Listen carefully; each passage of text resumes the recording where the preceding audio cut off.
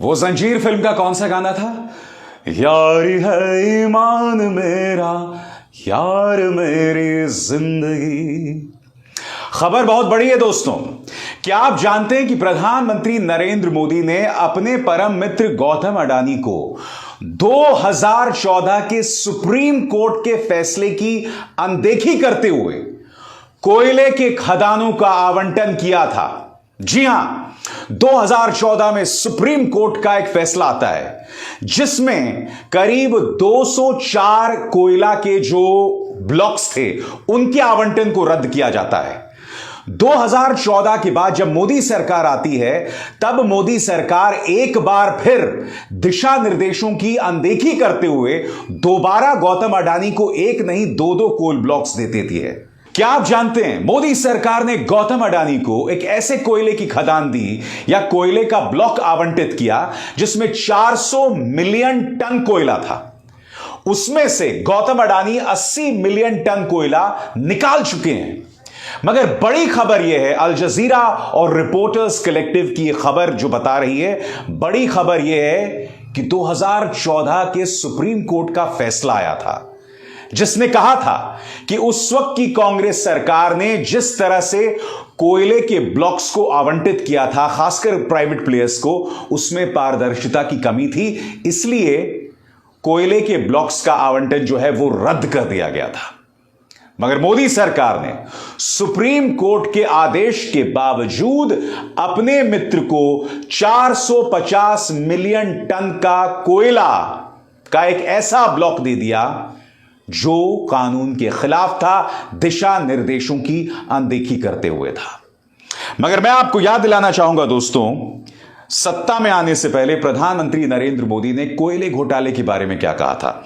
आपके स्क्रीन पर कोयले घोटाले ने देश का मुंह काला कर दिया है। एआईसीसी यानी कि all India Congress committee, AICC दरअसल ऑल इंडिया कोल कांग्रेस है। इस तरह से ताना मारा था प्रधानमंत्री नरेंद्र मोदी ने कांग्रेस सरकार के ऊपर कि कांग्रेस दरअसल एआईसीसी नहीं है, ऑल इंडिया कोल कांग्रेस है। प्रधानमंत्री ने यह भी दावा किया था कि कोयला घोटाले ने पूरे देश का मुंह काला कर दिया था। प्रधानमंत्री, आज मैं आपसे सवाल पूछना चाहता हूं, प्रधानमंत्री और गौतम अडानी दोनों को रिपोर्टर्स कलेक्टिव की रिपोर्ट जो अल जजीरा में छपी है, इसका जवाब देना पड़ेगा। आखिर ये दावा क्या किया जा रहा है? आखिर क्यों सुप्रीम कोर्ट के दिशा निर्देशों की अनदेखी की गई? आखिर क्यों प्रधानमंत्री नरेंद्र मोदी, आपने अपना बयान कि कोयले घोटाले ने देश का मुंह काला कर दिया है, उसी बयान से आप पलट गए?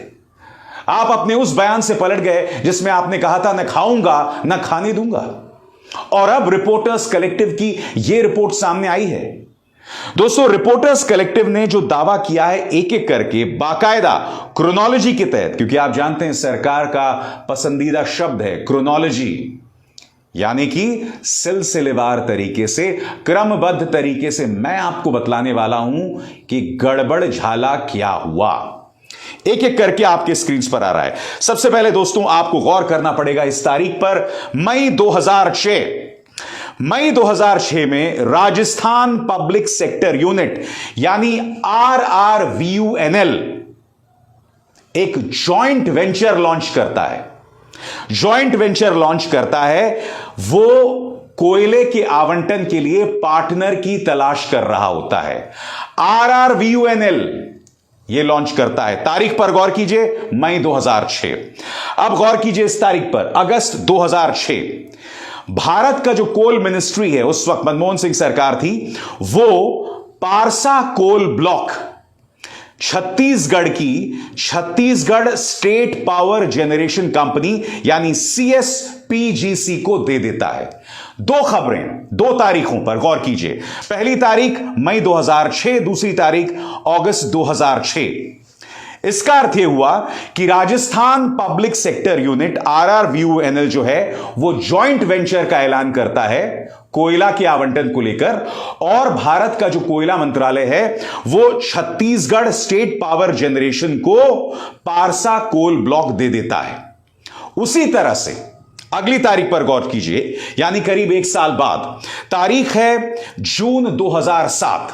यानी कि भारतीय कोल मंत्रालय RRVUNL को PEKB कोल ब्लॉक दे देता है। हम यहां दो कोल ब्लॉक्स की बात कर रहे हैं, पारसा कोल ब्लॉक यानी कि पारसा का जो कोयले का ब्लॉक है, और PEKB कोल ब्लॉक।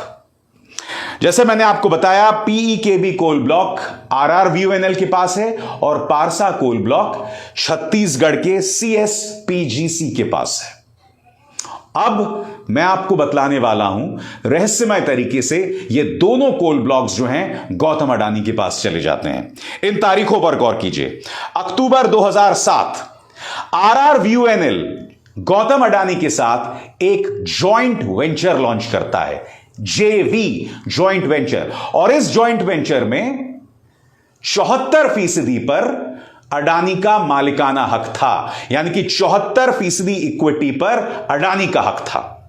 अब दोस्तों इस तारीख पर गौर कीजिए, जुलाई 2009 RRVUNL और अडानी का जो जॉइंट वेंचर है वो अडानी ग्रुप को PEKB ब्लॉक का MDO नियुक्त करता है, यानी कि यहां पर उनकी साझेदारी वो शुरू हो जाती है। बात यहां नहीं रुकती। अब इस तारीख पर गौर कीजिए, दिसंबर 2010 अडानी ग्रुप जो है वो Chhattisgarh state power generation company के साथ भी एक जॉइंट वेंचर करता है, जिसके तहत पारसा ब्लॉक का MDO अडानी ग्रुप को बना दिया जाता है। इसका अर्थ क्या हुआ कि चाहे पारसा ब्लॉक हो या PEKB ब्लॉक, दोनों पर एक तरह से गौतम अडानी का प्रभुत्व हो गया, कब्जा जैसा हो गया, क्योंकि दोनों के साथ गौतम अडानी का जॉइंट वेंचर हुआ। एक तरह से दबदबा दोनों ही कोल ब्लॉक्स पर हो गया। अब दोस्तों 2013 में माइनिंग ऑपरेशन शुरू हो जाते हैं।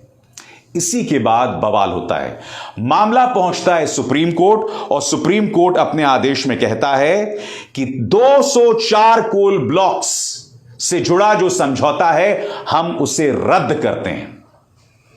अब जिन दो कोल ब्लॉक्स का समझौता रद्द होता है उसमें PEKB ब्लॉक भी है और पारसा कोल ब्लॉक भी है। इन दोनों से जुड़े समझौते को सुप्रीम कोर्ट रद्द कर देता है। इसके बाद मोदी सरकार आती है। मोदी सरकार यह दावा करती है कि सारा काम जो है पारदर्शिता से होगा, हम भ्रष्टाचार को बर्दाश्त नहीं करेंगे, ये तमाम बातें करते हैं। मगर फिर नियम कानूनों की धज्जियां उड़ती हैं, और कैसे मैं आपको बताता हूं। इस तारीख पर गौर कीजिए दोस्तों, मार्च 2015 वो तारीख है जब मोदी सरकार जो है coal mines special provision act इसका इस्तेमाल करती है और पुराने MDO कॉन्ट्रैक्ट्स को फिर से शुरू कर देती है, उसे रिन्यू कर देती है।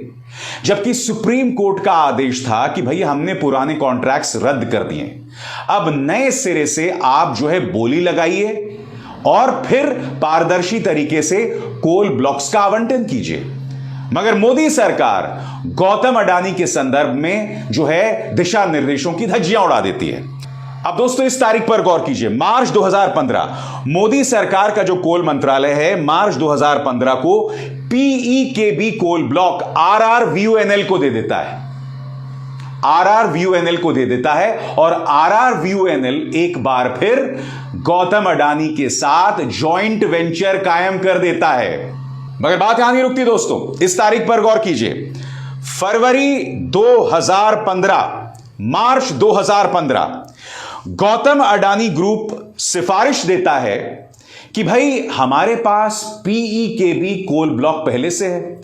RRVUNL से वो लोग कहते हैं कि आप पारसा कोल ब्लॉक जो हमारे पास पहले था जॉइंट वेंचर के अंतर्गत उसे भी हासिल कर लो।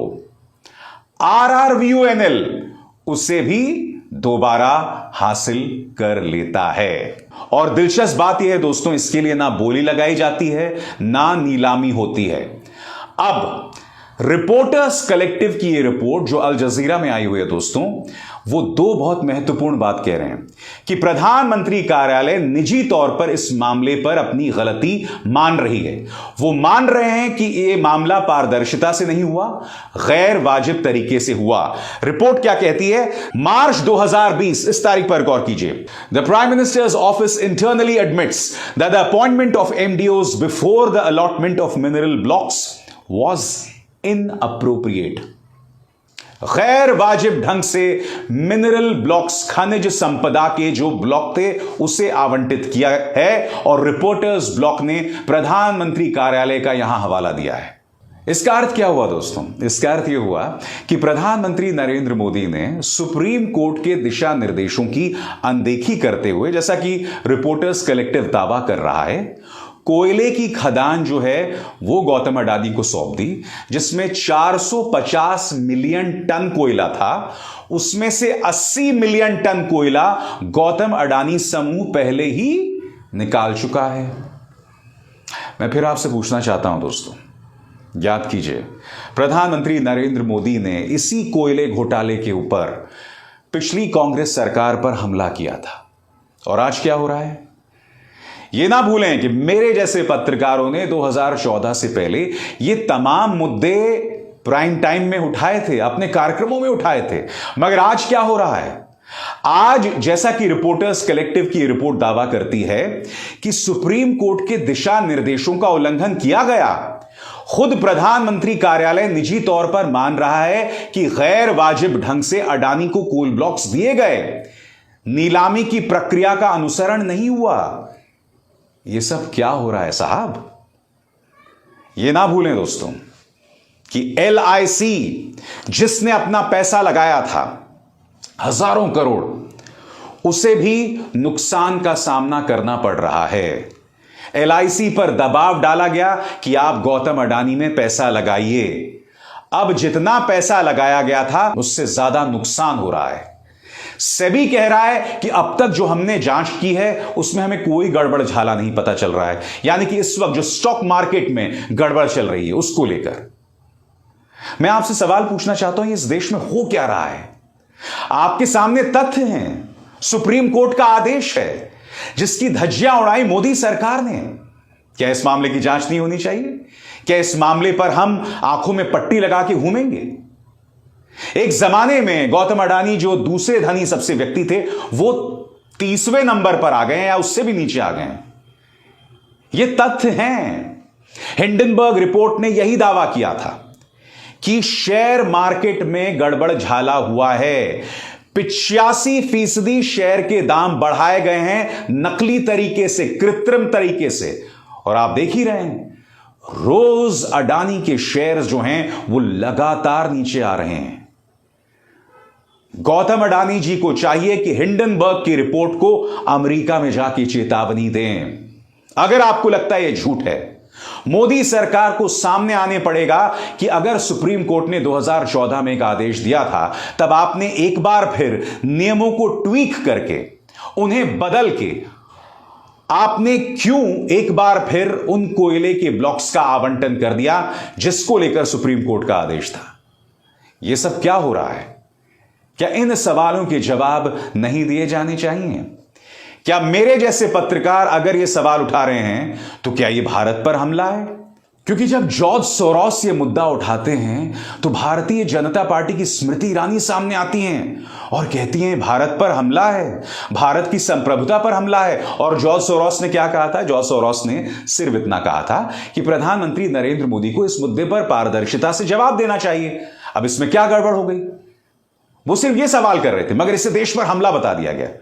जब हिंडनबर्ग की रिपोर्ट भी आई थी, आपको याद होगा किस तरह से अडानी ग्रुप का ये CFO तिरंगे के आसरे अपनी बात रख रहे थे, इस पर भारत पर हमला बता रहे थे। यानी कि वही टूल किट जिसका इस्तेमाल प्रधानमंत्री नरेंद्र मोदी की बीजेपी करती है, उसी टूल किट का इस्तेमाल गौतम अडानी कर रहे हैं।